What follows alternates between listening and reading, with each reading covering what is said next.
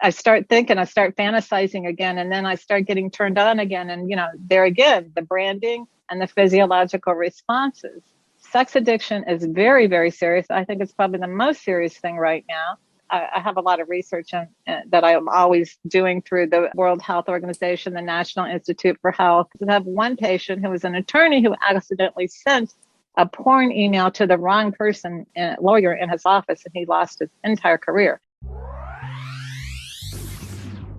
Hey guys, welcome back to the Brain and Brand Show. I'm Timothy Maurice. This intro is going to be very short because I can't wait for you to hear today's conversation with psychotherapist Dr. Donna Marks. She and I will be exploring how to hack your brain to overcome addiction. She's the author of the award-winning book, Exit the Maze: One Addiction, One Cause, One Cure. Dr. Marks lives in Palm Beach, Florida, but has a firm grasp over the global addiction crisis. If you have an unhealthy relationship with food, social media, sex, drugs, or any other behavioral challenge, stay locked. Before we dive in, I'd like for you to do two things. Number one, leave a comment about how you're enjoying the show. Two, email me directly to consider me for talks or consulting on how to apply neuroscience and behavioral psychology to leadership in your personal and organizational branding. tmw@timothymaurice.com. In this episode, Donna and I explore how your brain slips into unhealthy patterns and becomes addicted. She tells her story and offers a simple formula for getting your control back. Also, at the end of the episode, Donna helps me with my coffee, my espresso addiction. This is an episode we all need to hear. Meet Dr. Donna Marks. Enjoy. Dr. Donna Marks, welcome to the Brain and Brand Show. Thank you for having me on. I'm very excited, especially since you're in South Africa. This is wonderful. Let's start this conversation with what exactly is an addiction? It's continuing to do a behavior despite negative consequences. So someone who's engaging in the same behavior normally wouldn't be having any type of emotional or physical consequences to themselves or others. I see. Got it. I mean, you've been on this mission for more than 3 decades now. But I've been struggling to imagine you. From what I read about you, from what I see, I've been struggling to imagine you. I think addiction has a look, it has a face. And maybe we should demystify that and tear that myth down because you were addicted. Tell us a little bit about your addiction journey. I could tell, if you say, were you addicted? I'd say yes. To what? Yes. Because if I tried it and I liked it, I just wanted more and more and more. So I was raised with it. Food addiction, sex addiction, and alcohol addiction. And so I observed it, and I had a very painful childhood, but I also had a sense of connection with some type of God. I would, for example, I'd say, why is this happening to me? And I would get a message like, it's not your fault. So that really kept me sane. I think it really helped me to stay grounded throughout my life. Although I've made some terrible mistakes. And when I make them, they're a bomb.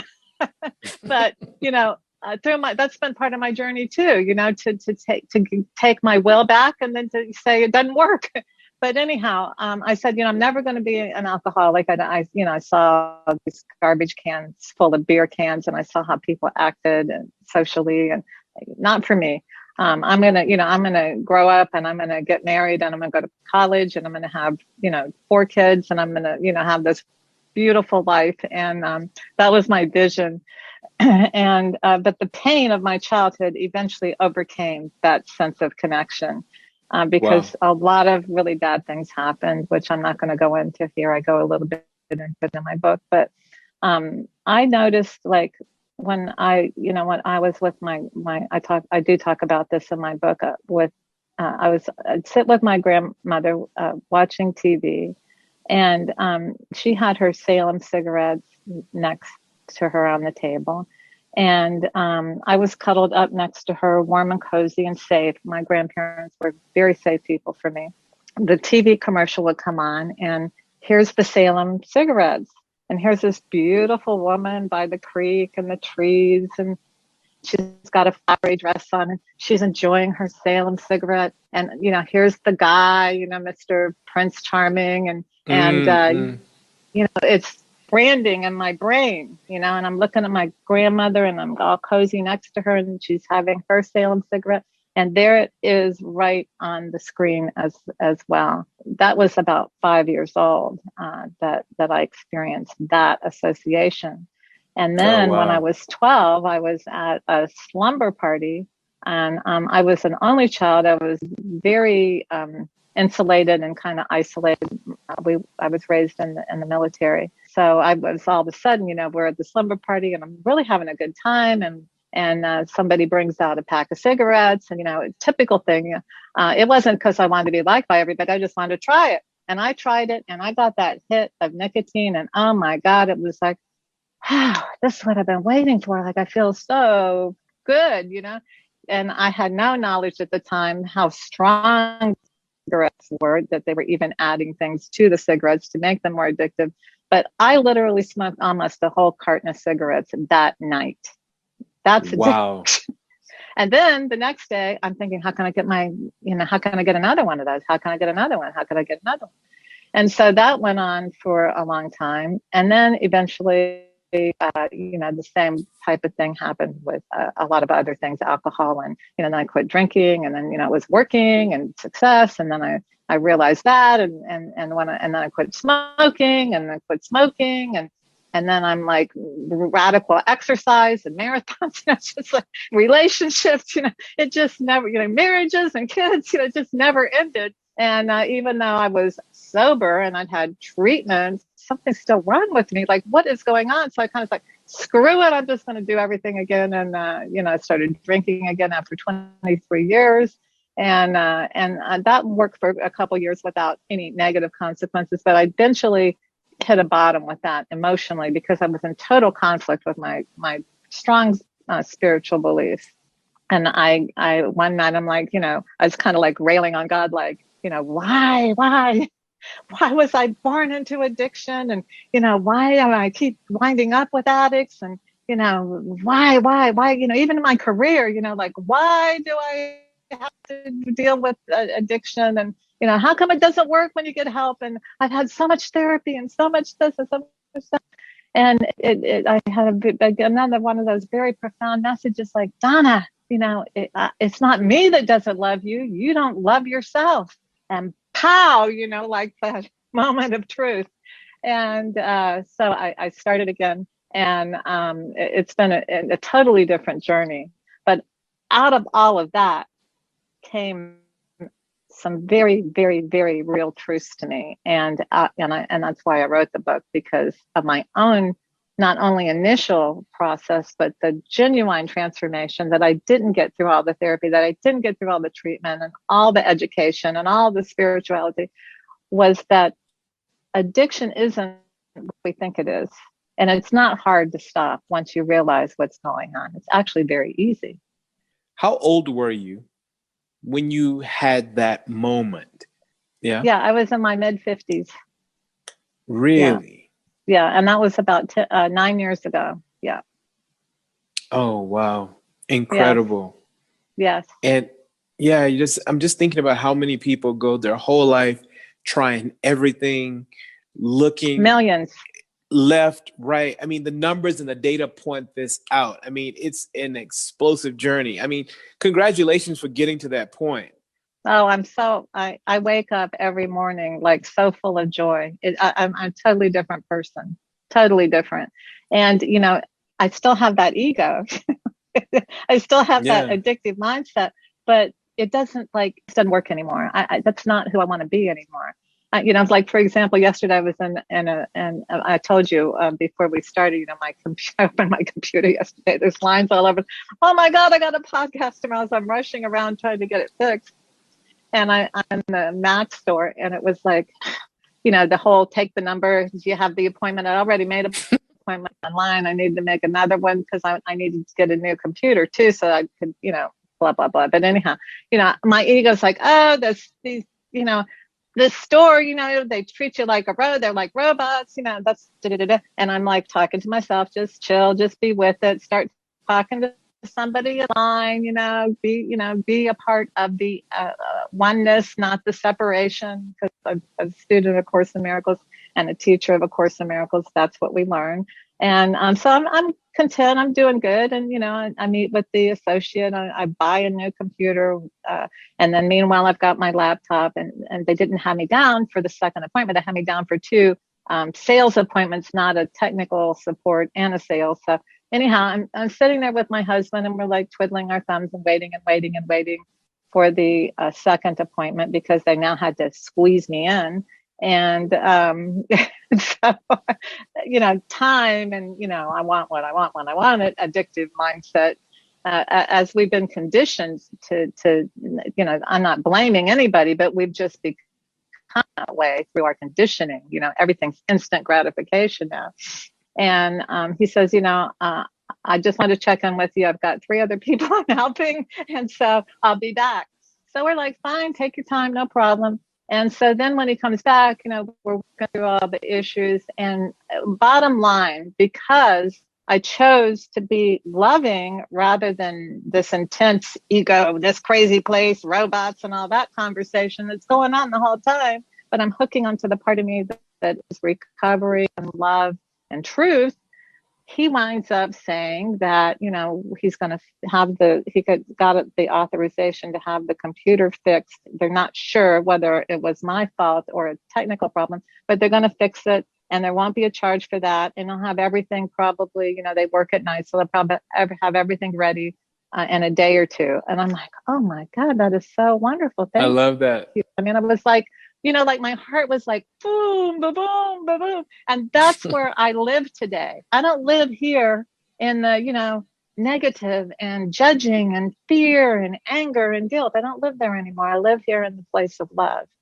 Yeah. Yeah. Let's talk a little bit about how a person can know if they have this addictive wiring. Wherever a person is listening right now, how do they know if they're more prone than others to addictions?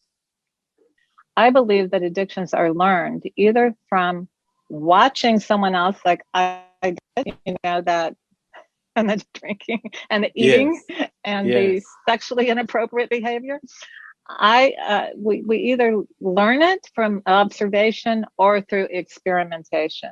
Now, obviously, someone who's got a genetic history of addiction is probably more prone to becoming, getting that reinforcement, that physical and psychological reinforcement.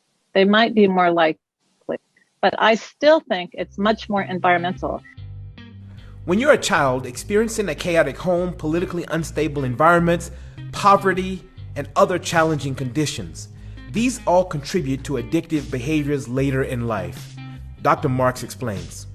Because if you take a child whose needs are met, that mother has bonded with that child, she's provided, and the parents, but particularly the maternal bonding. We know that's the most critical, because she's carrying the baby in her womb. She's taking care of it, ideally, while she's pregnant. She's not using drugs or any kind of substances. She's resting. She's keeping herself in a balanced state so that fetus develops along normal lines. And then when the baby's born, she's giving all of that, all the needs are met. It's safe, it's warm, it's cuddly. She looks in the baby's eyes, and that baby feels that love emanating to it.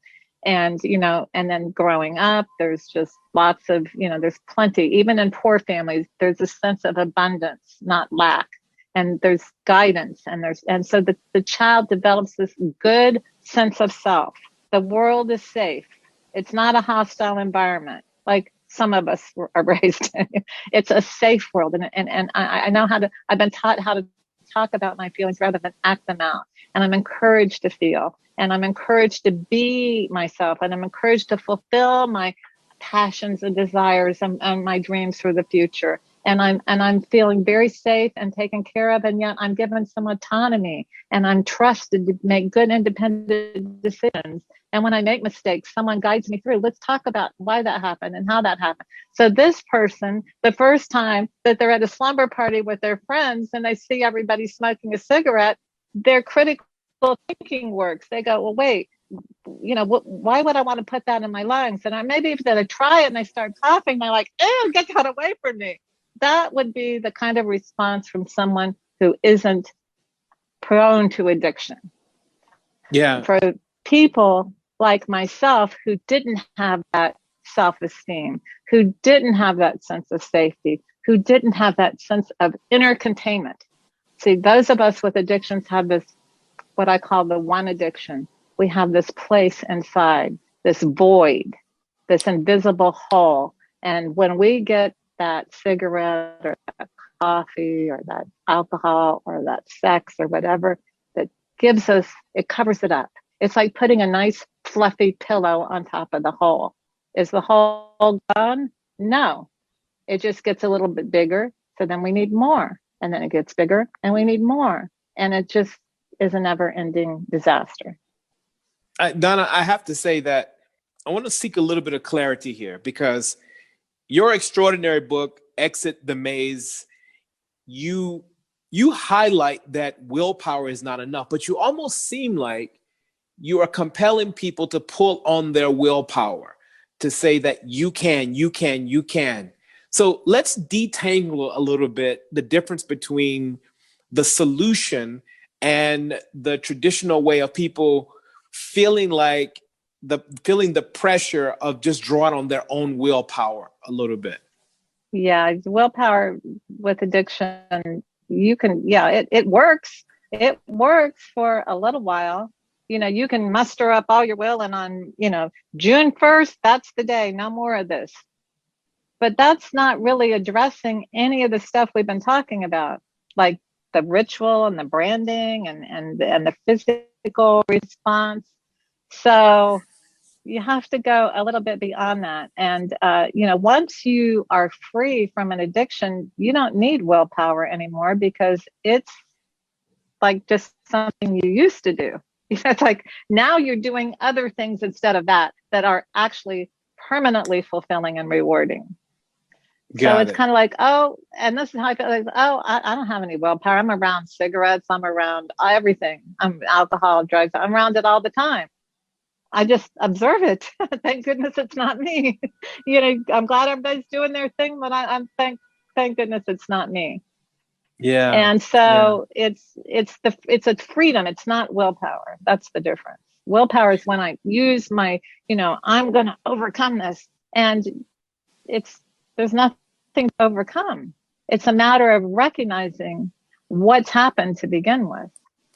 Yeah. So many addictions, they have an allure, or the phase prior to the addiction often feels so good. Let's talk about sex addiction. Firstly, there's two things I want to explore. Number one is, it seems like there'll be a fine line between really enjoying something and enjoying it often, and admitting that you actually have an addiction that has become unhealthy. Let's talk about that line. And how do you know whether or not you've crossed that line, specifically when it comes to sex addiction?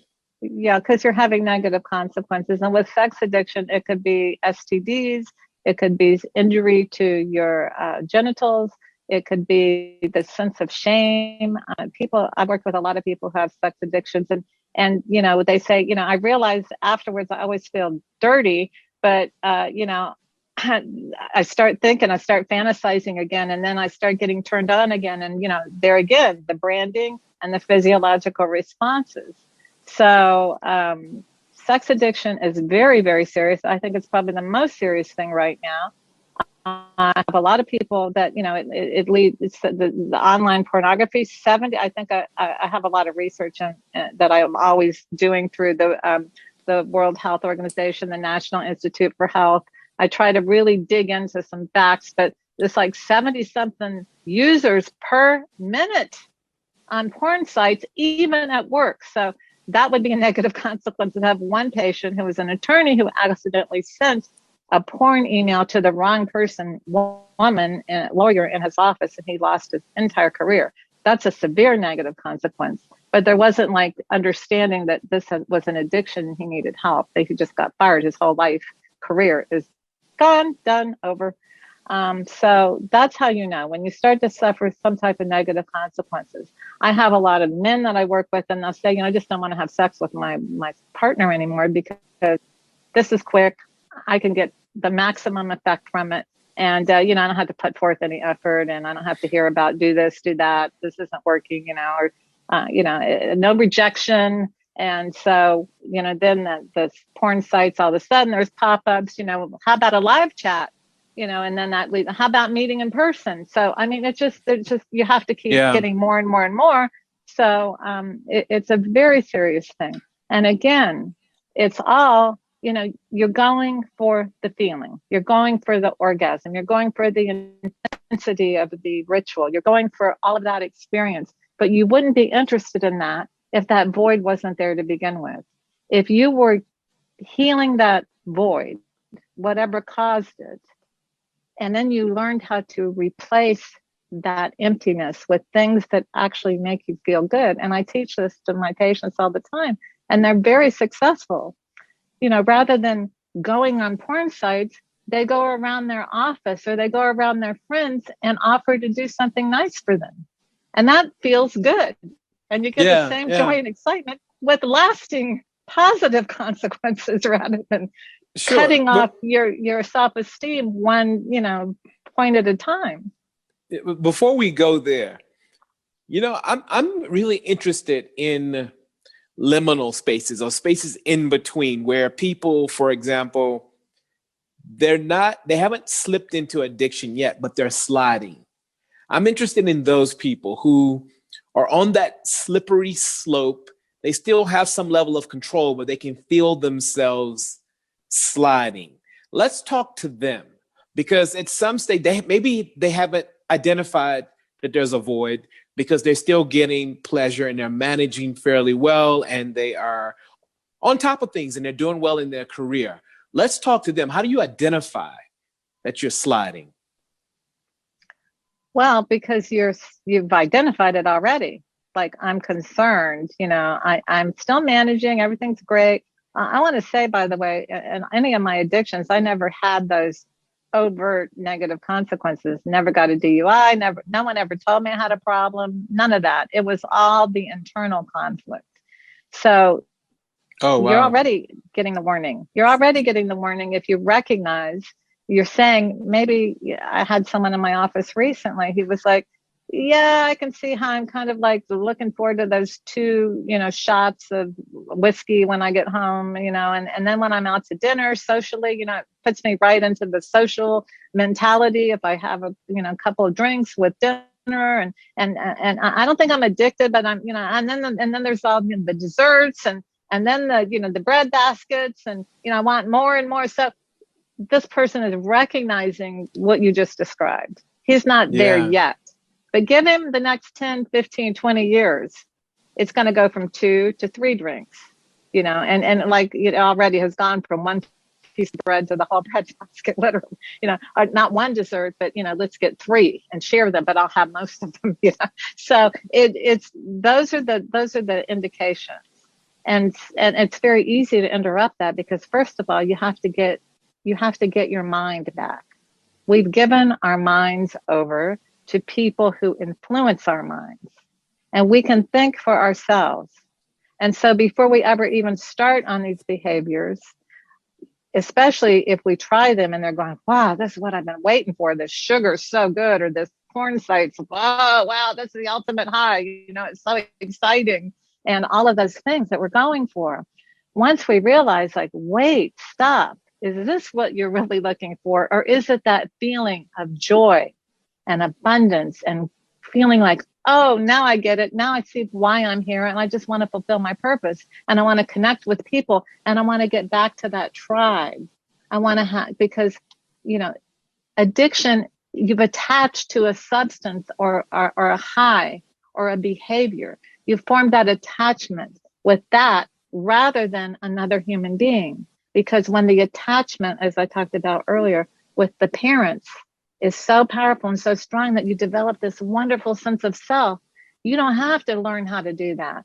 But those of us that have had trauma and have become addicted do have to learn how to do that.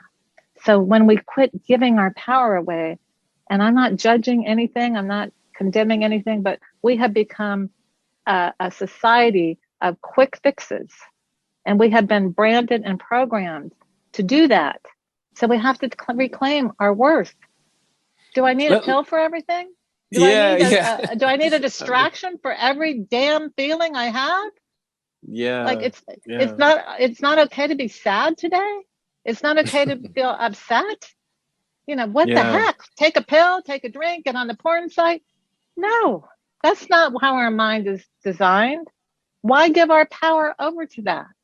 So the first part of learning to love yourself is reclaiming your power and go, I'm going to start thinking about this. People say they like the taste of alcohol. They like the taste of wine. They like the taste of caffeine.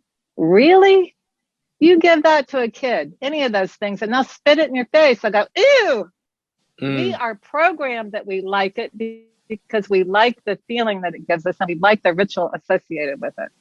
Yeah. So once we reclaim our taste buds and our brains and our conscience, then we begin to get our power back. I have a lot of empathy for another group of people. These are people who, for example, their jobs are to spend time online. They have to spend a lot of time on social media because of their work. And in the process, they've become addicted because behavioral scientists have designed these sites that have these addictive prompts and nudges and all of this technology that are locking our unconscious mind and putting us into this constant feed. So I want to talk a little bit about how do we hack that? Because if you have to spend a lot of time, or maybe you have to spend a lot of time around food, or maybe you have to spend a lot of time around any sensory space, whether it's sex or whatever, but specifically people who are addicted, kids, we shove kids an iPad to keep them quiet, for example, and all of a sudden they grow up addicted. Let's talk about the addictive nature of social media and phones and technology. Right. Well, again, it's all in the branding and all in the learned behavior. And, they're great babysitting devices. Kids can get on there and start watching and playing games and watching cartoons or movies or whatever. And the parents, can do what they want. And so that is teaching addictive behavior. And it's look, there's nothing bad about anything. None of these things are bad. What's bad is that we are taught and learned to be addicted to them. So It's a matter of, again, as a parent, if we're just going to take, the video thing, as a parent, like there's some very good things about technology and a child being able to play the games and to watch things and all. There's some very positive things.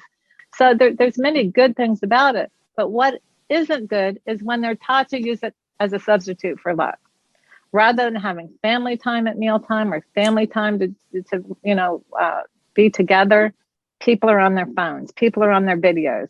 And that is a distraction. They're missing bonding. They're sitting around the campfire and everyone's got their back turned to everybody else and the campfire. It makes no sense at all. So we want to make sure that we don't teach the children that it's a substitute for love. Got it. We want to be able to teach them it's okay to be on, you can have a certain amount of time on it per day. And the parents are consciously deciding, like, give them toys to play with and other things, and other, and don't use it just so you can work all the time, to keep your kid entertained. Be conscious and be very, very aware of how that child's mind is developing. And if they're developed to be addicted that young, it's going to be much harder for them to be aware that they can be very happy without that addiction later on. Yeah. I mean, you've given us a lot of insight already. some practical ways to start listening to our internal voice and going internal and really exploring that space in us and finding self-love. For someone who is sliding, they're about to get into addicted, or someone who may be listening to this who knows that they need to start today to confront, what are some first steps? Like immediately, do you go and sit on your couch? Do you sit at table? Do you take yourself to dinner? What do you do? So what are some first steps? And I know it may be different for everyone, but what is your process? What do you tell people? So if you were walking into the ocean and you didn't know how to swim, how far would you go before you start walking back out of the water?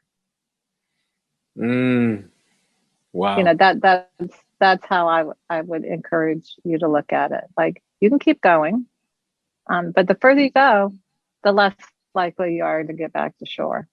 So do you really want, if you're noticing that you feel hooked, let's say,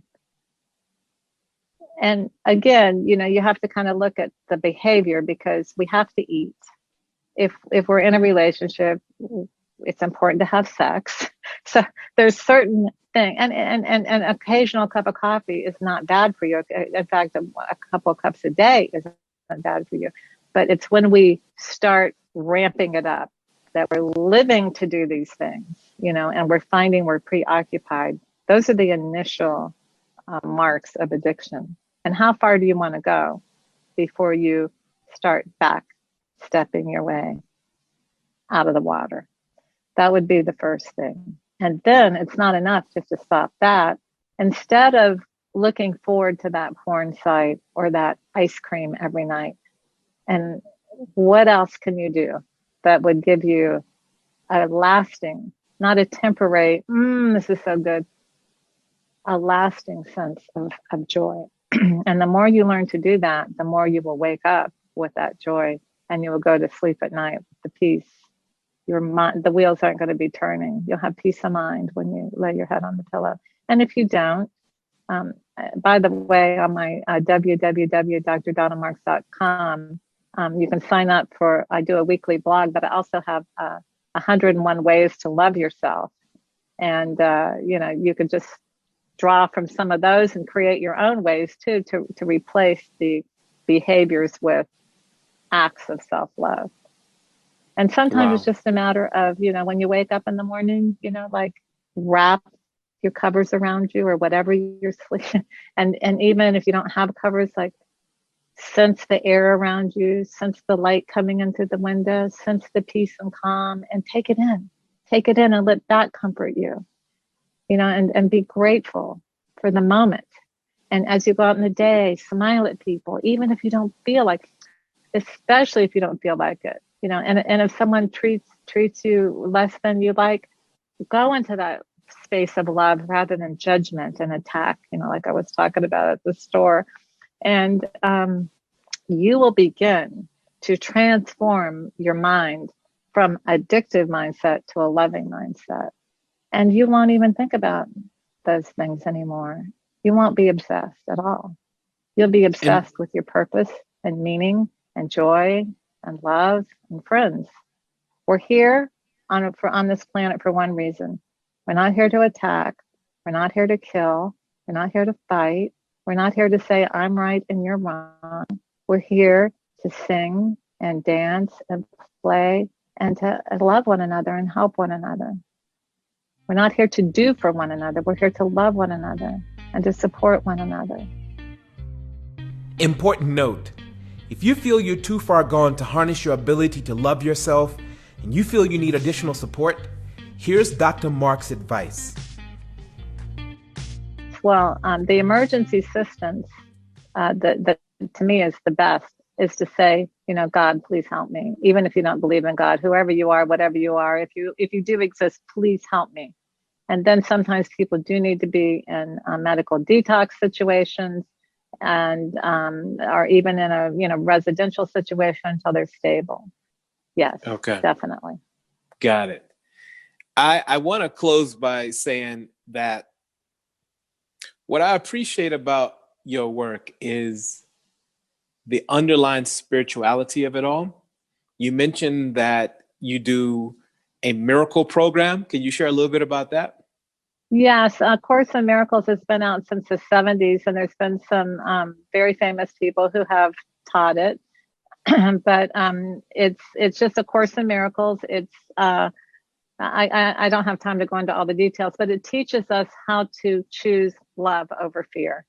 And it teaches us that we all have this loving part of us, which it calls the Holy Spirit. And then we also have this very fearful part of us called the ego. So it's very relative to addiction, because when we are choosing addiction, we're choosing fear.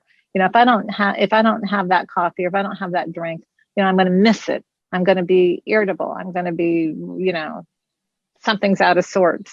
And so that's the fear choice, rather than, no, I could, I'm going to switch it up here. I'm going to have that. I'm going to have that coffee for a whole different reason, and I'm not going to have the next one. I'm going to enjoy the experience of one, and I'm, really going to enjoy that. And I don't have to have it. And if I don't go there today, here's something else that I can do. Or if I'm really enjoying a phone call with someone, screw the coffee. I don't need it today. Have it later or whatever. So it's a whole different, in the moment kind of going with the spiritual flow. And it's a beautiful thing.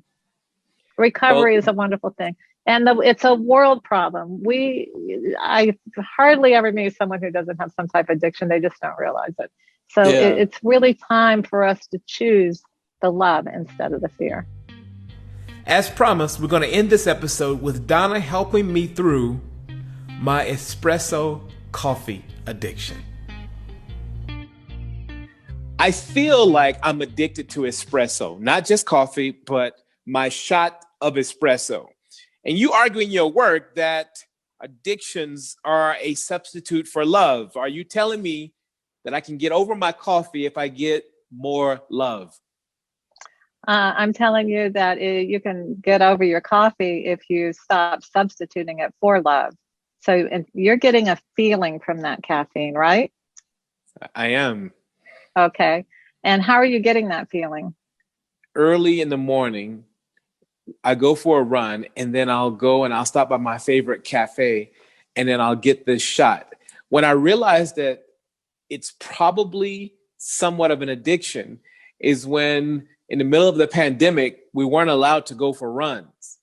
And then I was having this sort of fit, like, I really want my shot. So I had to figure out, and I traveled something like 15 miles to find a coffee shop that was open in the middle of the pandemic. And it was crazy. I'm like, this is just coffee. It's just a bean, a burnt bean. Right. What are you getting from it? Well, part of it is ritual. Part of it is I enjoy the taste. I mean, I've gone to coffee tastings, and, I love to smell the bean. You know how people go and they'll swish their wine around? I'm like that with espresso. I really love a good bean. So the smell, the ritual, all of these things. Yeah. So wait, I want to go a little deeper. Are you okay with going a little deeper with Sure, this? let's do it. Let's do it. So you've identified the first part of an addiction, which is the ritual, the thought in your mind. And then you get like what we call an anticipatory response, like the pigeons that were taught, like if they peck the lever, they'd get that little treat. And so, they see the lever and they start anticipating, that if they peck on it, and so they start having this physiological response that they're going to get that reinforcement. So the ritual is a big part of it. Whether it's caffeine or whatever, we're programmed into that ritual. We're programmed through. Where did you first get programmed about coffee? Many years ago, long before I moved to South Africa, when Starbucks first hit the scene, there was a Starbucks next to where I used to work. And I would have my shot before I went into work. And I guess I made that association that the shot and my productivity at work was somehow linked. And now that I think about it, as you are helping me, I realize that in the mornings, I feel like if I'm going to be productive, I need to have my shot. So I have coupled the two, I guess. Why is it, what about that's interesting. Starbucks, that brand went in your brain. That was the ritual brand. So what about it appealed to you? Well, it was I mean, back then it Because wasn't if much. let's just face it, if somebody's standing on the side of the street with a tent and the best espresso in the world, it says, and you taste it, and oh my God, it is the best, but you still went to Starbucks. You would still go to Starbucks, right? Well, I mean, back then the brand wasn't that big of a thing. Even now, the place that I go in the morning, it's just a really lovely coffee house. I mean, it's called Flight. It's a very But relaxed type of. let's stay with the original though. How you first Okay. got that going. So you went to. How did you hear? Tell me about Starbucks. How you wound up and why you kept going. When I first went there, it was on a date. The date was very successful, and I ordered an espresso. Wow. Yeah. Wow. Now, I guess we get it somewhere, right? Yes. Yeah. So that's basically it. It's that. And simple, what was your actually. impression of Starbucks when you walked in the door? It helped me have a little bit of swag. It gave me some cool points. It's a cool place, right? They got it was it a going cool on. place. It was a great This is not a vibe, great regular old energy. boring coffee shop. This place is edgy, like the Yeah, Mac stores. yeah, They've got it going on. This is the cool place to have your coffee.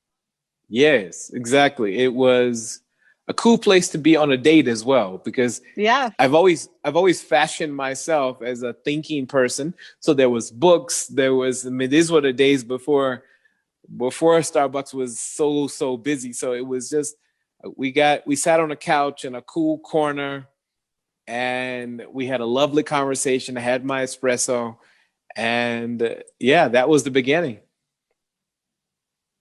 So there was a lot of ritual involved and a lot of reinforcement involved in that espresso at Starbucks. That initial, what I call, it gets brand. You know what a brand is. We talk about branding now, but what a brand is what that thing they used to put on the cow. Yeah. Yes, Yes. This is mine. This is my cow. Yes. And so we as a society globally are branded, and we don't even realize we're getting branded because, like I just said, like you could go. Let's just pretend there was a guy with a tent down the street with, he imported it from Ethiopia or something, and he's done all this wonderful, experimenting, and he's got the best. He really does have the best espresso, but it's not gonna draw the crowd because it's not cool like Starbucks. So it's the whole, they're hitting you on all your sensors. It's cool. It feels good, and you look good, and it's a social thing, even though no one's really talking. But you're in the tribe again. People miss. I think they really miss sitting around, I'm talking about going back thousands of years, but sitting around the campfires at night and talking, and having that connection. Wow. It's just not, it's like, or even the nuclear families, the grandparents took care of the kids while the parents worked to take care of the grandparents. There was just that connection that we don't have so much anymore. Starbucks brings you back to that, even though they're not promoting you talk to anybody or anything, but you feel that sense of connection. So that's the first part of it. Let's go even a little deeper. When you drink it, what happens? An espresso is a small shot, so you get two or three sips at it, and it's gone. But some of it is, you just feel alive, you feel awakened, and I don't drink it with milk or sugar or anything. I drink it raw. So I feel like I'm engaging with the actual bean, and it really feels as though it's bringing me alive. I don't know if it's the placebo effect or what, but what I know is that I've definitely associated when I have that drink that I am waking up to something really powerful and wonderful. Yeah, because it gives you that feeling, because you're actually having, at that point, it's not just the thoughts that are creating the physiological response. Now you have a chemical that's creating a physiological response, and it's hitting that part of the brain that gets reinforced and wants more. I think when when I don't get a chance, or particularly in the early part of the pandemic, when I wasn't able to really get out and experience it like I normally did, I felt like I was missing all of that. The ritual as well as the chemical addiction. Right. Well, you could certainly just make the espresso. You can buy the Starbucks espresso. You can make it in your own home. Yeah, exactly. But that was the ritual. Wasn't the ritual and the tribe that was missing. Yeah. Wow. No, I mean, this is very, very helpful. I really appreciate it.